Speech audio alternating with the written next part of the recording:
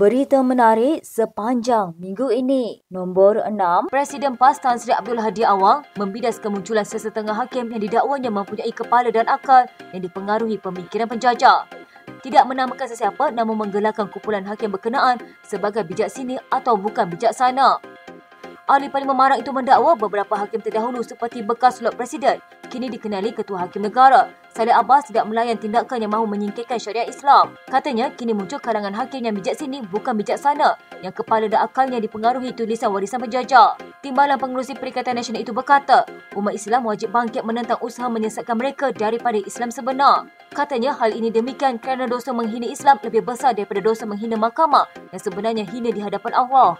Kenyataan hadir menyusul keputusan Mahkamah Persekutuan Jumaat lalu yang memihak petisyen difailkan Peguam Nik Elin Zurinani Abdul Rashid untuk membatalkan 16 peruntukan dalam Elemen Kanun Jenayah Syariah _1 Kelantan 2019 dengan alasan bercanggah Perlembagaan Persekutuan.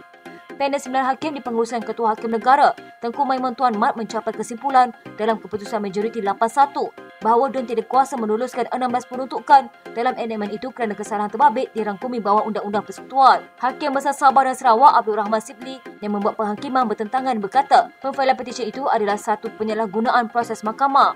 Tengku Maimun dalam penghakimannya menegaskan petisi itu tiada kena-mengena dengan isu kesucian agama Islam atau kedudukan mahkamah syariah di negara ini. Sehubungan itu, beliau berpendirian tidak timbul isu mahkamah sivil, tidak mempertahankan kedudukan agama Islam atau tidak memperkasakan mahkamah syariah. Nombor 5. PAS mahu wakil negeri dilantik sebagai anggota Majlis Kebangsaan bagi hal ehwal agama Islam yang dipengerusikan Sultan Selangor Sultan Sarafuddin Idris Shah. Parti itu dan gabungannya Perikatan Nasional juga akan membentangkan rang undang-undang persendirian bagi memperkasakan mahkamah syariah susulan pembatalan 16 peraturan enakmen jenayah syariah Kelantan.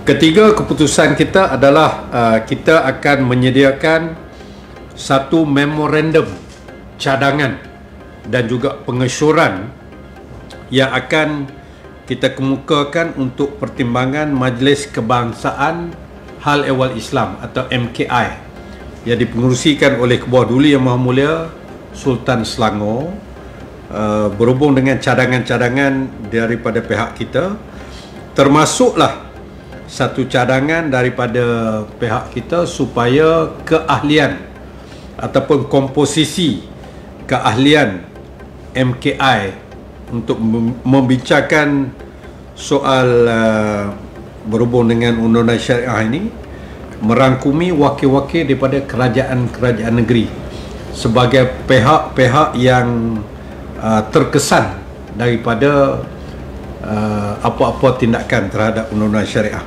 Berkaitan RUU persendirian, Taqiyuddin tidak memperincikan lanjut, sebaliknya berkata ia akan dibawa oleh anggota Parlimen PN bagi meminda perlembagaan. Pindaan itu katanya ke arah memperkasakan undang-undang syariah dan institusi mahkamah syariah. Jumaat lalu, Mahkamah Persekutuan membenarkan petisyen Peguam dari Kelantan, Nik Elin Zurinani Abdul Rashid dan anaknya Tengku Yasmin Natasha Tengku Abdul Rahman untuk mencabar 16 peruntukan pengumpulan kesalahan jenayah di Kelantan. Hakim Besar Tengku Maimun Tuan Mat memutuskan bahawa Dewan Undangan Negeri Kelantan melangkau bidang kuasa negeri yang terkandung dalam Senarai Negeri Senarai 2 Jadual ke-9 Perlembagaan Persekutuan. PAS juga mengumumkan mereka telah mengadakan perbincangan meja bulat berkaitan isu itu.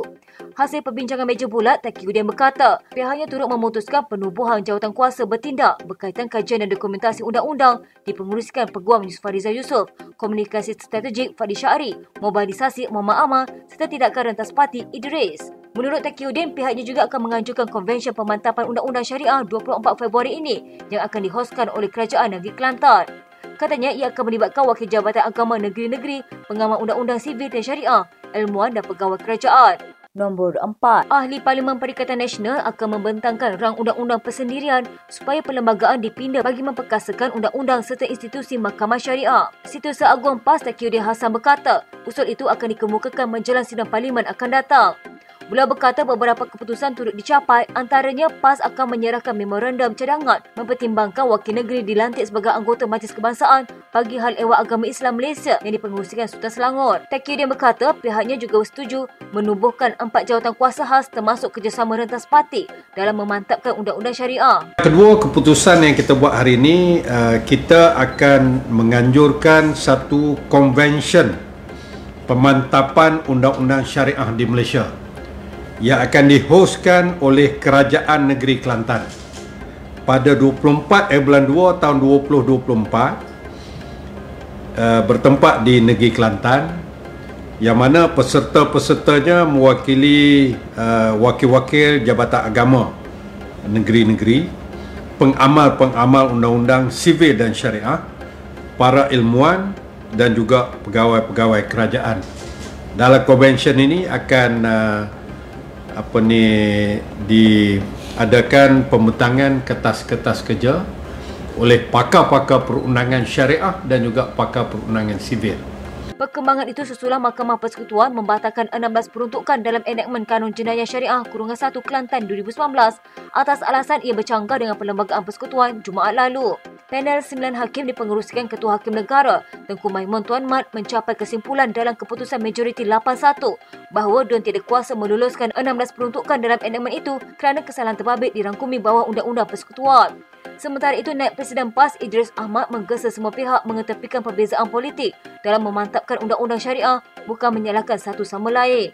Mahkamah Syariah, undang-undang syariah di negara kita dan apa plan-plan yang kita nak buat, yang kita putuskan untuk seterusnya. Dan kita mengharapkan ianya akan dapat dukungan daripada semua pihak merentas parti, tanpa kita mengira latar belakang mana-mana parti.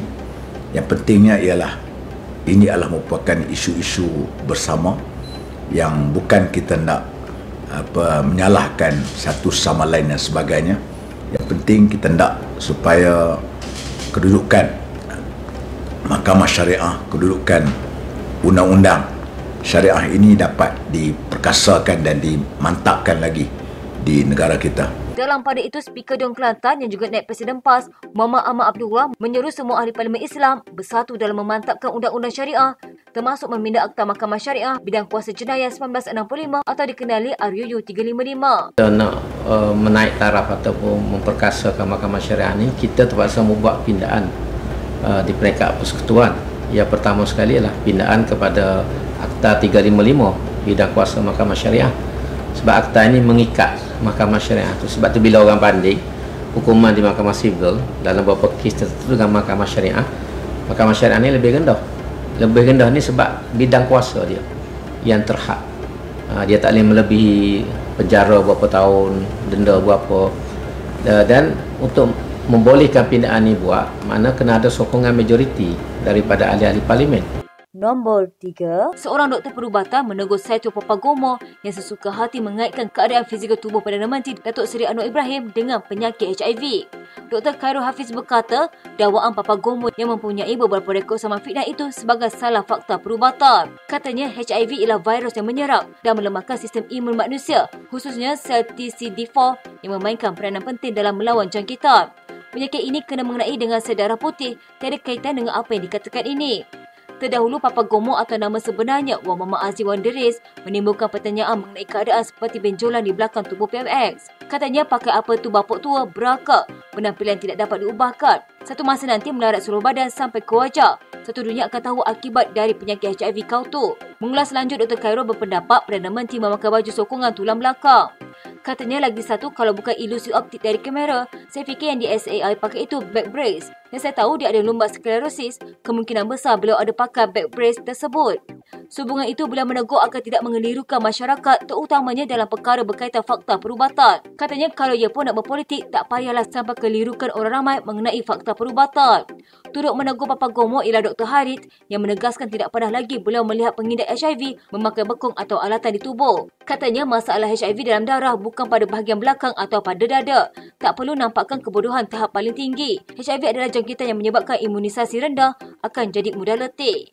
Nombor 2. Meskipun pelbagai spekulasi bertebaran, belum ada petanda Presiden Bersatu Tan Sri Muhyiddin Yassin akan dicabar pada pemilihan parti tahun ini selepas ditunda 18 bulan sejak Mei 2023. Sumber parti mengatakan Setiausaha Agung Hamzah Zainuddin tidak layak dari segi perlembagaan parti untuk bertanding 5 jawatan tertinggi termasuk Presiden yang terbuka kepada ahli yang menganggotai Majlis Pimpinan Tertinggi sekurang-kurangnya 2 penggal penuh.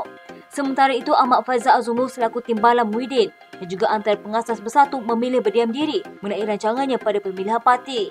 Faizal atau dikenali Peja menang tanpa bertanding kerusi timbalan Presiden Bersatu pada pemilihan 4 tahun lalu dan turut menyaksikan Muhyiddin tidak dicabar. Bersatu dijangka mengadakan pemilihan MPT dan bahagian pada tahun ini dengan tumpuan kepada kerusi Presiden dan timbalannya yang akan membayangkan calon Perdana Menteri Perikatan Nasional seperti ketika PRU15 apabila Muhyiddin dicalon ke jawatan itu sesuai statusnya sebagai pengerusi PN.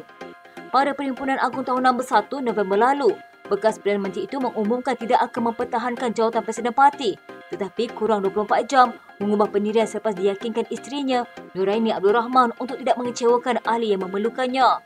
Sebelum ini timbul cakap-cakap Hamzah disebut-sebut antara calon utama mengisi kursi nombor 1 parti jika Muhyiddin memutuskan untuk tidak bertanding pada pemilihan akan datang. Namun sumber parti memberitahu ketua pembangkang itu sebenarnya masih tidak layak bertanding jawatan top 5 Bersatu kerana baru penggal pertama menganggotai MPT merujuk pelantikan Hamzah sebagai Setiausaha Agung pada 26 Mac 2020 dan mengekalkannya selepas pemilihan parti 4 bulan kemudian. Sumber itu berkata ahli Parlimen Larut itu mungkin boleh bertanding 5 jawatan tertinggi dalam Bersatu jika parti meminda perlembagaannya.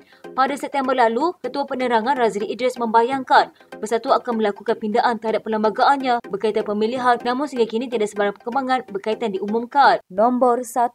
Seorang ahli Parlimen PKR berpandangan masyarakat perlu adil kepada Kerajaan PAS Kelantan dan rakyatnya mahu syiar Islam ditegakkan menerusi pelaksanaan enakmen Kanun Jenayah Syariah Kurungan 1 Kelantan 2019. Memberi pandangan di luar konteks perundangan, ahli Parlimen Pasir Gudang Hassan Karim dan juga peguam berkata 3 aspek perlu diambil kira iaitu politik, sejarah dan budaya negeri yang diperintah PAS lebih 33 tahun sejak 1990. Menurutnya, enakmen Kanun Jenayah Syariah Kelantan 2019 yang diluluskan DUN dan diperkenankan Sultan Kelantan pastinya telah dirancang sebaik mungkin sambil menegaskan kerajaan PAS bukan amatur selain di belakangnya ada penasihat undang-undang mahir dalam perlembagaan persekutuan. Katanya jadi apabila Menteri Besar Kelantan, ADUN PAS dan penasihat undang-undang tahu risiko dan kemungkinan enakmen Kod Jenayah Syariah tersebut dicabar di mahkamah dan dibatalkan seperti apa yang berlaku sekarang, mengapa mereka tetap bertegas untuk meneruskan pengubalan enakmen tersebut? Pada pandangan saya, jawapannya ialah faktor politik, sejarah dan budaya rakyat Kelantan yang ada perbezaannya dengan kebanyakan negeri-negeri lain dalam Persekutuan Malaysia. Menurut wakil rakyat itu, rakyat Kelantan lebih 90% beragama Islam telah memilih PAS membawa agenda mempertabatkan undang-undang syariah. Dipilih secara demokratik dan enakmen itu adalah manifestasi kehendak mereka. Katanya, dalam kita aku dan menghormati perlembagaan persekutuan serta keputusan Mahkamah Persekutuan. Saya sebagai bukan anggota PAS tetapi ahli Parlimen PKR yang politiknya menyokong dasar pelbagai kaum dan agama meminta kita bersikap adil bukan sahaja kepada kerajaan PAS tetapi keseluruhan rakyat Kelantan yang mahu syiar Islam ditegakkan. Perkara ini tidak boleh diputuskan Mahkamah Persekutuan tetapi diserahkan kepada Mahkamah Keadilan Rakyat Pilihan Raya.